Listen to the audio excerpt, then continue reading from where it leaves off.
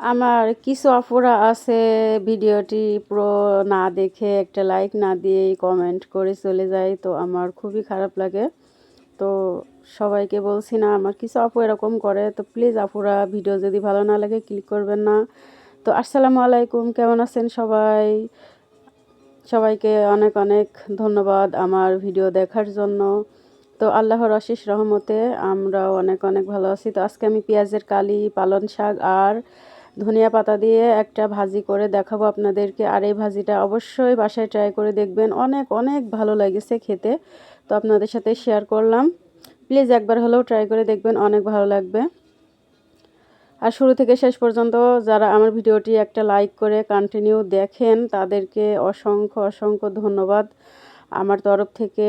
অনেক অনেক দোয়া ও ভালোবাসা আমার সেই সব আপু অ্যান্ড ভাইয়াদের জন্য। তো এই তো আমি পানি না দিয়েই কিন্তু সিদ্ধ করে নিয়েছি শাকগুলো, এখন শুকিয়ে গেছে। তো আমি উঠিয়ে নিয়ে এখন আমি পরিমাণ মতো তেল দিয়ে দিয়েছি। এখানে পেঁয়াজ, রসুন আর মরিচ আমি কেটে রেখেছি, তো এখানে পরিমাণ মতো আমি দিয়ে দিব।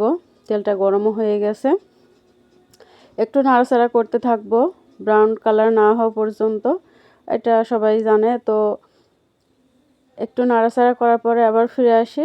এই তো আমার পেঁয়াজ রসুন ভাজা হয়ে গেছে, এখন আমি সেই শাকটা দিয়ে দিচ্ছি।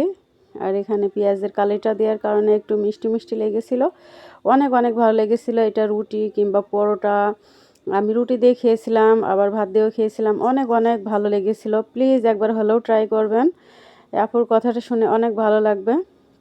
তা আমি ধনিয়া পাতা একদম খেতে পারতাম না, কিন্তু এখন আমি আস্তে আস্তে খাওয়া শিখে গেছি।